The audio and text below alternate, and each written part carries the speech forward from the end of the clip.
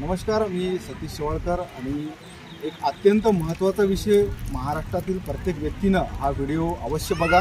कारण आपण ज्या उपजिल्हा रुग्णालयात आपल्याला पैसे लागत नाही त्यामुळे आपण त्या हॉस्पिटलमध्ये जातो। कारण गोरगरीब आणि सामान्य जनतेसाठी हे हॉस्पिटल गव्हर्नमेंटने उभारले आहेत, पण याच हॉस्पिटलमध्ये कुठेतरी काही विचित्र कारणामे सुद्धा चहाट्यावर येत आहेत। त्यामधीलच आज या हॉस्पिटलमध्ये उपजिल्हा रुग्णालयामध्ये पुसद येथे हा प्रकार घडला आणि हा प्रकार आपल्या तालुक्यात, आपल्या जिल्ह्यात, आपल्या गावात देखील घडला गेला असेल। कारण याच्यावर आपलं जीवन मरण अवलंबून आहे असा हा प्रकार आहे आणि आपण व्हिडिओ हा शेवटपर्यंत बघा। माझ्यासोबत समाजसेवक उबाळे साहेब आहेत, राऊत साहेब आहे आणि विजयजी बाबर हे सुद्धा आहेत। यांची पत्नी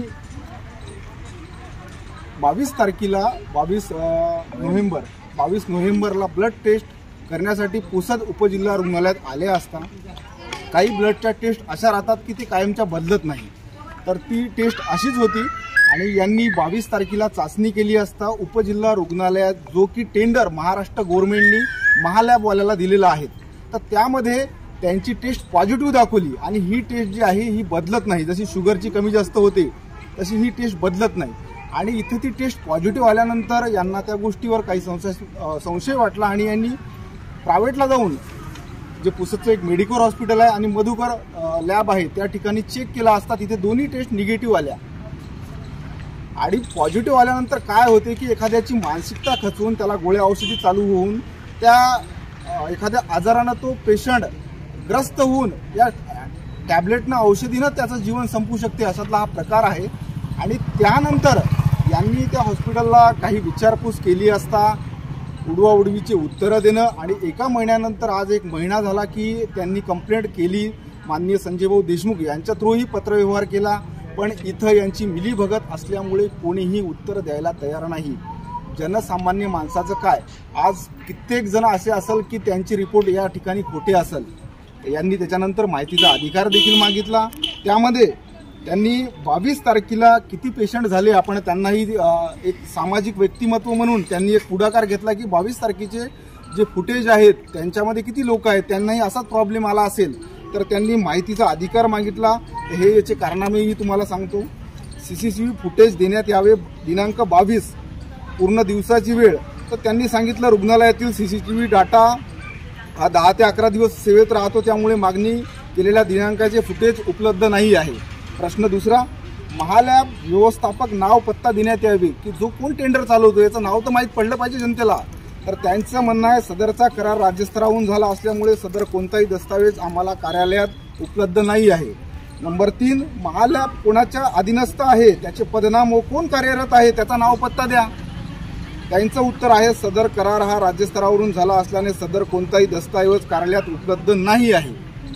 प्रश्न चौथा, महालॅब प्रयोगशाळेत दिनांक 1/1/2024 ते 15/12/2024 पर्यंत यांना किती मानधन मिळालं व कोणत्या खाते क्रमांक व त्याचे नाव द्या, माहिती उपलब्ध नाही आहे। महालॅब उपजिल्हा रुग्णालयासोबत झालेले करार सत्यापित नक्कल देण्यात यावे, कारण हे माहीत पडेल आपल्याला। महालॅब सर्व अधिकारी पुसदचे नाव पत्ता द्या, माहिती उपलब्ध नाही। हे अशा प्रकारचे म्हणजे सामान्य माणसाला काहीही तुम्हाला माहिती मिळणार नाही आणि यांची खूप मोठी साखळी असल्यामुळे प्रत्येक क्षेत्रामध्ये तुम्हाला माहिती मिळणार नाही। तुमच्या आरोग्याशी खेळण्याचा प्रकार हा होत आहे, त्यामुळे यासमोर आपण आपल्या उपजिल्हा रुग्णालयात कुठल्याही महाराष्ट्रातील जातानी तिथे टेस्ट केल्यानंतर बाहेर करा, नाहीतर आपला जीव गमावा जाऊ शकतो। आपण आता संबंधित आपल्यासोबत जे राऊत आहेत त्यांची आपण थोडीशी याबद्दल मुलाखत घेऊ। भाऊ, काय संबंधित विषय काय झाला होता, थोडीशी माहिती करा भाऊ। 30/11ला माझी पत्नी 22/11ला माझी पत्नी इथं दवाखान्यात उपचारासाठी आली असता तिला काही ब्लड टेस्ट सांगितल्या होत्या। अशा ब्लड टेस्ट सांगितल्या होत्या ज्या ब्लड टेस्ट त्या चिठ्ठीत लिहिल्या पण नव्हत्या। अशा ब्लड टेस्ट त्यांना हेपॅटायटिस B नावाची ब्लड टेस्ट पण करून टाकली आणि त्याच्यातच त्यांना ती पॉझिटिव्ह दाखवली। पॉझिटिव्ह दाखवल्याच्या नंतर तो आजार अतिशय गंभीर असल्यामुळं मी एकदम घाबरून गेलो। त्या दिवशी मी बाहेरगावी नांदेडला होतो आणि मी ड्रायव्हिंग करत असताना मला हेपॅटायटिस Bचा रिपोर्ट लक्षात आला। त्यावेळेस मला धक्का बसल्याच्या नंतर माझ्या गाडीवरून 1-2 वेळा नियंत्रणसुद्धा गेलं। नियंत्रण गेल्याच्या नंतर मी माझ्या काही मित्रांना, डॉक्टर मित्रांना आणि आमच्या सामाजिक कार्यकर्त्यांना संपर्क साधला. असं माझ्या पत्नीला आजार झालेला आहे, महालॅबचंही आहे. तर त्यांना मला सरळ सांगितलं की याच्यात तुम्ही काही घाबरू नका, आपण मोठ्यातल्या मोठ्या दवाखान्यात जाऊन उपचार करू. त्यानंतर आम्ही 29 तारखेला संबंधित उपजिल्हा रुग्णालय अधीक्षकाकडे येऊन या संदर्भात विषय सांगितले की इथं अशा चुकीच्या गोष्टी होत आहे. कारण की आम्ही बाहेर जागी टेस्ट केल्या होत्या आणि त्यांना सांगितलं की इथं अशा टेस्ट होते. तर त्यांना उडवाउडीचे उत्तर देणं चालू केले. उडवाउडीच्या उत्तरात त्यांना सांगितले की महालॅबचा आमचा कोणत्याही प्रकारचा संबंध नाही, महालॅब आमच्यासोबत काही निगडीत नाही किंवा महालॅब आमच्या तर त्यांचं काहीच घेणं देणं नाही, अशा उडीउडीचे उत्तरं सांगितल्याच्यानंतर 30/11/2024ला मी रितसर आपल्या अधीक्षकांना त्याची तक्रार दिली, CS साहेबांना त्यांची तक्रार दिली. याच्यानंतर आज जवळपास 1 महिना 4 ते 5 दिवस झाले, तरी पण त्यांना त्याच्यावर कोणत्याही प्रकारची तक्रारीवर कोणत्याही प्रकारची कारवाई केली नाही. ती कारवाई केली नाही. माझं आपल्या पत्रकाराच्या माध्यमातून सांगायचं आहे की त्यांच्यावर लवकरात लवकर कारवाई करावी. कारवाई जर नाही केली तर आम्ही आमचं हे आंदोलन पुढे आम्ही उपोषणाच्या उपोषणात पण आम्ही करू शकाल, हे आज मी यांना सांगत आहे.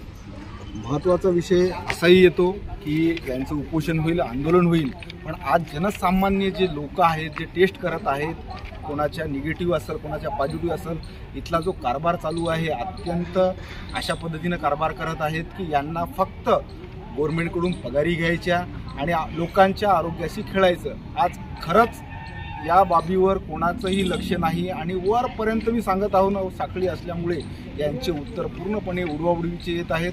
आणि या संदर्भात अजून तुम्हाला आज महिनाहूनही त्यांनी उत्तर नाही दिलं. या संदर्भात त्यांनाही आपण अधीक्षकांना इथला प्रश्न विचारू, काय उत्तर येते हे दुसऱ्या व्हिडिओमध्ये मी लवकरच आपल्याला. अजूनही हा महत्त्वाचा विषय असा आहे की हे महालॅबचं जो मोठं स्कॅन्डल जे आहे याच्यामध्ये भगवान चव्हाण नावाचा तो डॉक्टर आहे, यांनी पूर्ण हा कॉन्ट्रॅक्ट घेतलेला आहे. आणि इथं LICच्या पॅनलवर पुसद तालुक्यामध्ये 5 ते 6 लॅबला सुद्धा त्यांनी असे स्वतःच्या कोऱ्याचे असे छापून दिलेले आहे, जेणेकरून लोकांना, आणि हा तो स्वतः तिथे हजर नसतो, हा फक्त तिथे त्याच्या सह्या मारतो. याच्यावर ते जे लॅबमध्ये बसतात कुठलाही रिपोर्ट याच्यावर देऊ शकतात. म्हणजे हे जे डॉक्टर आहे याचा हा रिपोर्ट खरा समजला जातो. यामुळे लोकांच्या जीवाशी पूर्ण खेळ चालू आहे. आणि ह्या महालॅबमध्ये पूर्ण एवढं मोठं स्कॅन्डल आहे महाराष्ट्र शासनाचं की याच्यावर खरंच कठोर कारवाई करण्यात आली पाहिजे. आणि महत्त्वाचा विषय असा असतो की जेव्हा आपण ब्लड टेस्ट करायला जातो, जेव्हा आपली ब्लड टेस्ट झाल्यानंतर डॉक्टर जेव्हा रिपोर्ट काढतात पॅथॉलॉजिस्ट, तेव्हा पॅथॉलॉजिस्ट पहिले पाहतात आणि नंतर त्याची सही मारतात. पण इथं प्रकार असा चालू आहे की यांनी पहिले ऑलरेडी सह्या मारलेल्या आहे आणि नंतर याच्यावर रिपोर्ट काढले जाते. नावाचं नाव आलं. हा आहे हेल्थ केअर आणि दुसरा आहे समजा ग्लोबल सेंटर. त्याच्यानंतर दुसरे येते कृष्णा, याच्या कृष्णा क्रिटी केअर. त्याच्यानंतर आहे युनिकॉर्न. असे बऱ्याच लॅबचे याचे प्रत्येक लॅबला त्यांनी LICच्या प्रत्येक लॅबकडून तो 10 ते 15 हजार रुपये दर महिन्याला याच्याकडून तो पैसे घेऊन जातो. आणि इथे आपण याविषयी तक्रार करून सुद्धा आज 1 ते 1.5 महिने या गोष्टीला होत आहे, परंतु याच्यावर कुठल्याही प्रकारची अजून काही कारवाई झाली नाही. आजही महालॅब इथे या हॉस्पिटलला चालू आहे आणि आजही ते ज्या मुलांनी चुकीचा रिपोर्ट दिला तेच मुलं इथं आज कार्यरत काम करत आहेत. याचा अर्थ असा की यांना हे म्हणजे गेंड्याची कातडी झालेली आहे. यांना या जनतेशी काही घेणं देणं नाही. यांना याच्यावर 2,000 रुपये एका टेस्टवर मिळतात आणि या 2,000 मधले यांचे किती जणाला काय वाटप होतात याच्यातून 500-500 रुपये समजा यांचा काहीतरी वाटा आहे असं मला वाटते.